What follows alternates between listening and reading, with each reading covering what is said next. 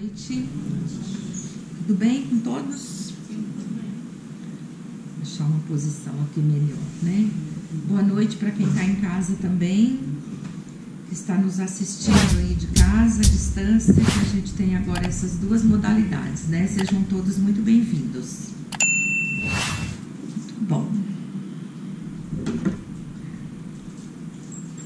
o nosso evangelho de hoje, gente, é um tema que é tão pilar para a nossa doutrina, para os nossos estudos, que é sobre a fé. Nós vamos falar, é o capítulo 163 e o título é Não Crer, do Caminho, Verdade e Vida. Não crer, esse é o título aqui do nosso capítulo de hoje. Então é um capítulo que traz bem uma reflexão sobre a diferença muito clara que existe entre um espiritualista e um materialista. Emmanuel nos provoca para a gente refletir aqui em qual posição dessa, né, que a gente se encontra. O espiritualista é aquele que nós sabemos que acredita, é qualquer pessoa que acredita que não se acaba aqui, né, que nós temos uma vida futura, acredita que há algo, né, além do corpo físico. Esse é o espiritualista. O materialista é aquele que acha que acaba tudo aqui, que tudo se resume aos prazeres ou às dores aqui dessa vida e que tudo termina com a morte do corpo físico, né? Esse provavelmente é aquele que não crê, ou se crê, é uma fé bem titubeante, é uma fé bem frágil que tem, alguém que tem um pensamento como esse, né? E a gente conhece, né? Bastante gente que tem comportamento assim, que fala, que não se importa com suas atitudes, o que elas podem provocar de consequências, tanto para ele próprio como para o próximo. Para ele próprio no sentido de que muitas vezes não se cuida, porque vai acabar tudo mesmo na hora que eu morrer. Eu sei de casos de gente com doença muito grave e que negligencia o tratamento, porque fala, eu prefiro, ao invés de ficar enfornado em casa fazendo dieta, fazendo regime, me submetendo, eu prefiro viver. Vai acabar mesmo, não vai ter nada depois disso aqui, né? Essa é uma visão de quem não crê, é uma visão materialista. E a falta de fé, ela é extremamente prejudicial para nós, né? Porque ela nos restringe da preparação da vida, né? Do que a vida tem para nos ensinar. Então, faltar a fé é nos restringir disso, inclusive nos restringe de sinais que são guias para a nossa caminhada espiritual.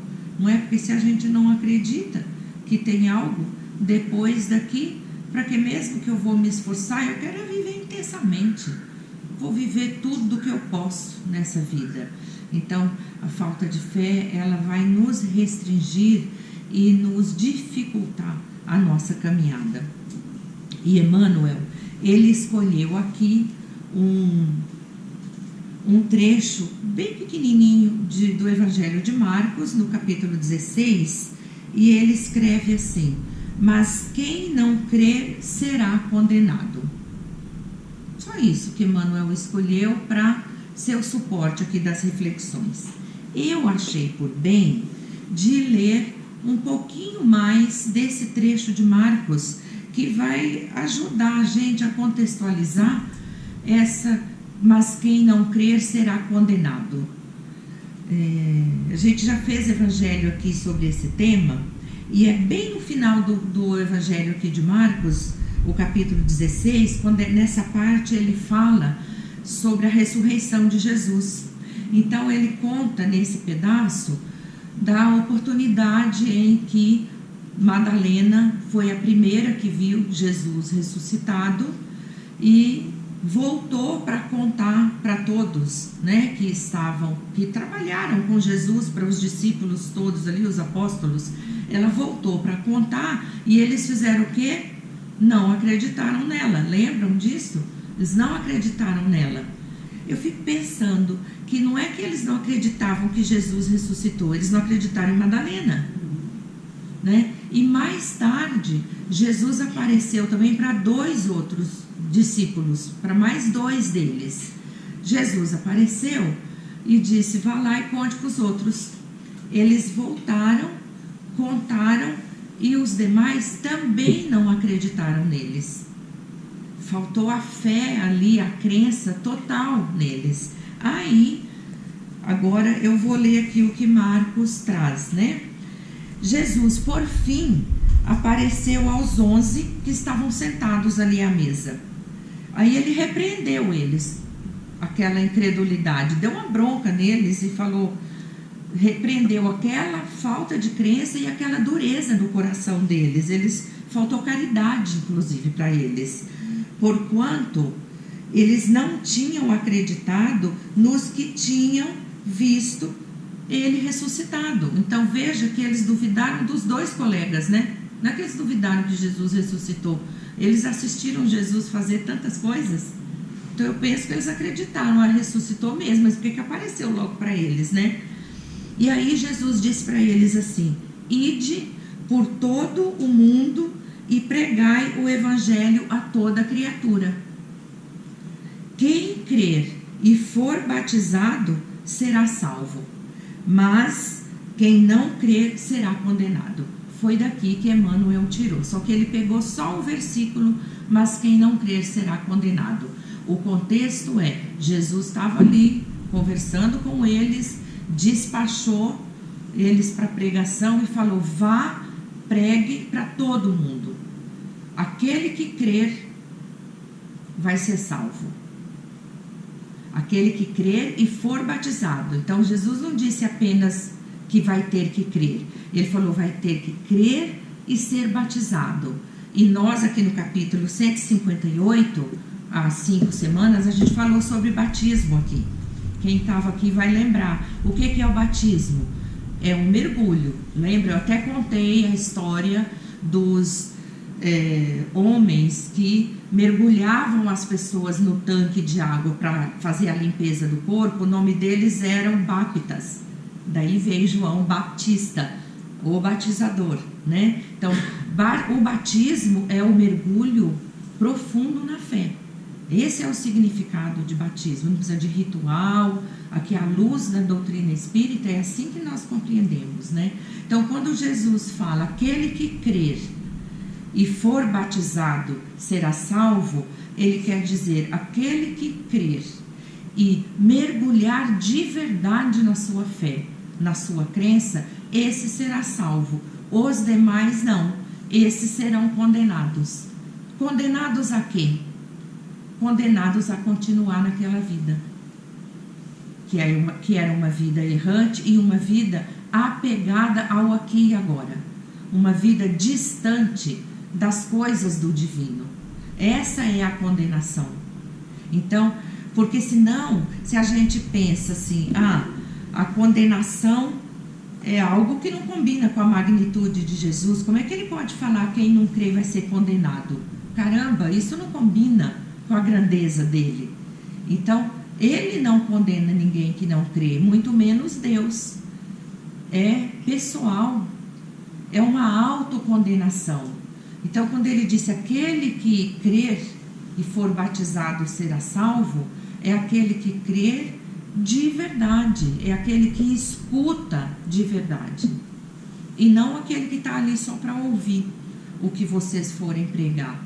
Mas vocês trarão, sim, muitas ovelhas para o rebanho, porque estas vão escutar de verdade. E estas, então, neste momento serão batizadas, porque estarão mergulhando na sua fé. Então, o poder da crença, o poder da fé é esse, que não vai nos restringir de nada, que vai deixar amplo o nosso caminho para a nossa evolução, para a nossa passagem para a vida de verdade, para a vida futura. É como quando a gente vai viajar, sabe? Que a gente começa a preparar a mala para viajar e a gente vai para um país fora daqui, né? E aí tem pessoas que quando estão preparando sua mala, elas colocam rigorosamente na mala o que elas vão usar lá durante a viagem, né? São 10 dias de viagem, ela faz a conta certinho, coloca na mala rigorosamente o que ela vai usar na viagem. Tem outros que não, que são inseguros, que não acreditam no que leram sobre temperatura nem nada e vai colocando coisa na mala. E vai colocando coisas. Chega lá, fica carregando um peso morto, porque não vai usar metade do que levou. Não tem gente assim? Qualquer semelhança com a gente é mera coincidência, né? Mas esta viagem que a gente prepara a nossa mala assim, a gente pode fazer uma analogia com a nossa última e derradeira viagem desta vida. A viagem que a gente está indo para a nossa verdadeira vida. O que a gente tem que pôr na nossa mala? 2 coisas. A nossa bagagem intelectual e o impacto das minhas ações sobre o outro. Minha capacidade de ser solidária, que Paulo chamava isso de caridade, né? Então, quando eu coloco rigorosamente o que eu vou usar na minha viagem, se eu estou pensando em me preparar, porque eu creio que há a vida verdadeira e que é nela que eu vivo, eu estou aqui de passagem, mas eu estou me preparando para essa viagem de volta. Então é com isso que eu vou me preocupar, com o que eu estudo, com o que eu aprendo e com o impacto da minha ação sobre o outro. Porque não adianta eu botar um monte de coisa na mala, eu não vou nem embarcar quando chegar na hora H, né, com aquilo vai ficar no caixão, não vou nem levar, não adianta, não é? Então assim, quanto mais eu prestar atenção na minha atitude aqui, e o momento é oportuno para a gente falar sobre solidariedade, não é? Para a gente falar sobre caridade. Esse é o momento onde nós estamos assistindo o que o Espiritismo prega a vida toda, com o pilar mais forte do cristianismo, que é a caridade. Nós estamos assistindo isso mudar uma sociedade. A capacidade solidária que nós temos.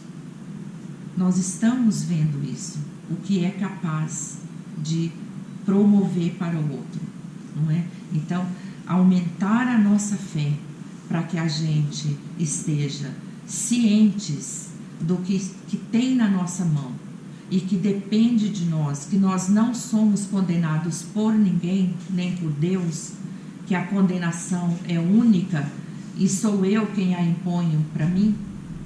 A partir do momento que eu começo a crer nisso de verdade, eu começo a caminhar em direção a uma transformação, a uma mudança de comportamento, que leva ao que a gente está assistindo hoje os brasileiros fazerem, né? Estão com as mãos estendidas para ajudar todos.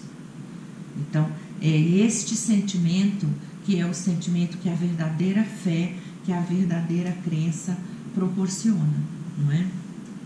Então, quando a gente crê de verdade, temos elementos verdadeiros de fé, de crença, nós estamos nos preparando para essa viagem, para essa vida futura, porque a gente está acreditando que de fato tem algo muito maior, mas que eu preciso me preparar aqui.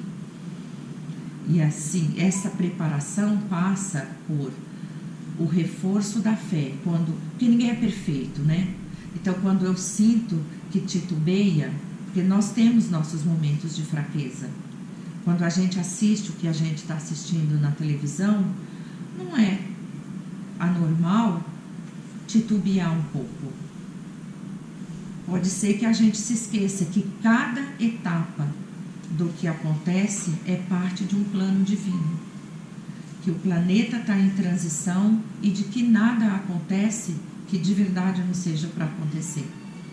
E que o que estamos assistindo é sofrimento para todos. Ou seja, todos temos que passar por essa faixa evolutiva. Uns com sofrimento físico e outros com o sofrimento que é mais aqui no moral, como nós estamos sofrendo, não é? Então, assim, nos preparar para isso aumenta a nossa fé e nos deixa fortes para compreender e aceitar, né, os desígnios de Deus e que cada etapa da vida tem que se cumprir.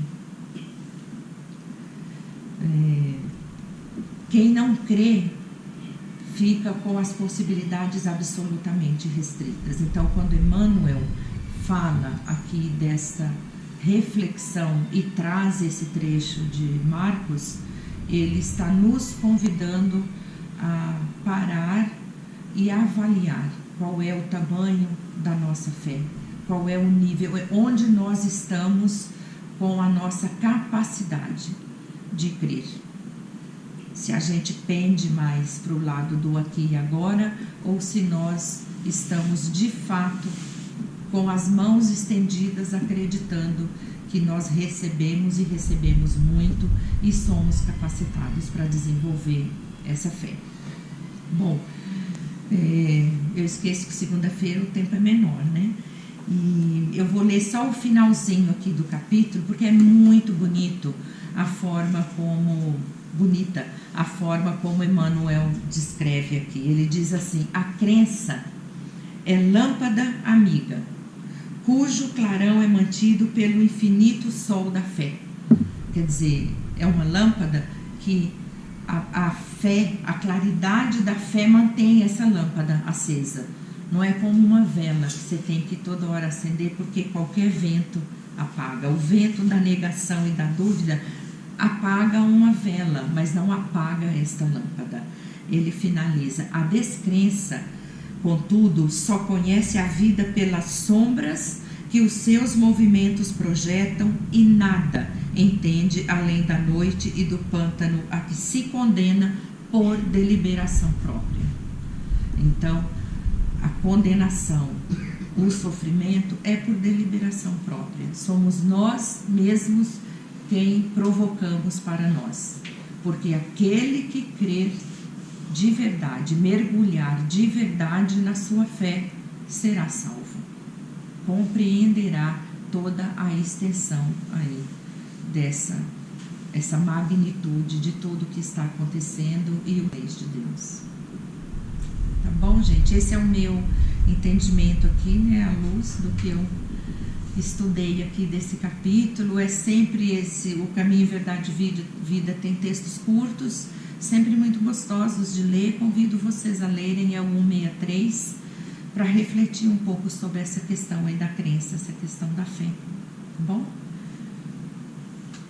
Vamos então, nesse clima aqui, nessa atmosfera de fé, fechar os nossos olhos e nos manter assim relaxados, sempre numa posição de muita rogativa, pedindo sempre a Maria, nossa mãe, que acompanhe o nosso caminhar, que ilumine o nosso caminho, que não nos deixe fraquejar na nossa fé, na nossa crença, para que possamos estar sempre mergulhados nesta infinidade de amor que recebemos do alto.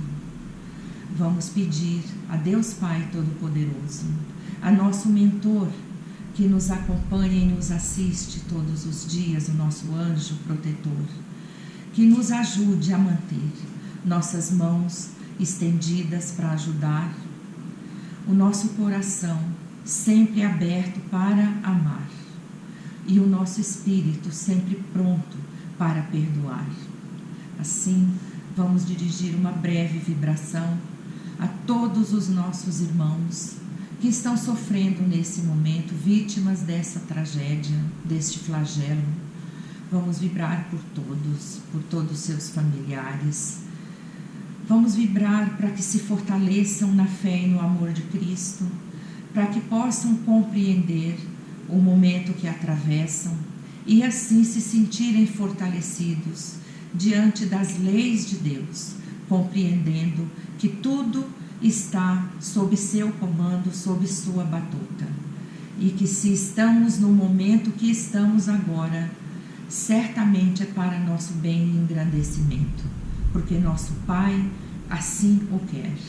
Então, vibrando por todos esses irmãos, vibrando pelo nosso país e a nossa capacidade infinita de sermos solidários. Eu peço a todos das equipes de saúde e de apoio da espiritualidade que leve a nossa melhor parte, que estamos agora doando, colocando aqui no centro desta sala, o que temos de melhor, mais puro para doar, e que use da melhor forma, espalhando esta bondade e este amor de Jesus para todos os necessitados.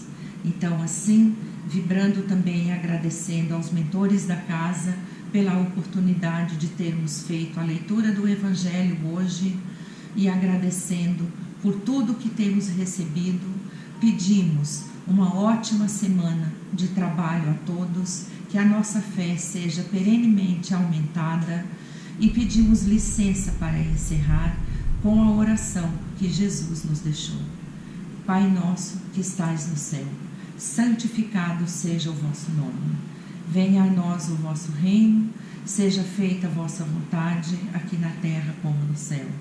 O pão nosso de cada dia nos dai hoje, perdoai as nossas ofensas, assim como nós perdoamos a quem nos tem ofendido. E não nos deixeis cair em tentação, mas livra-nos, Senhor, de todo mal. Graças a Deus, graças a Jesus. Que assim seja.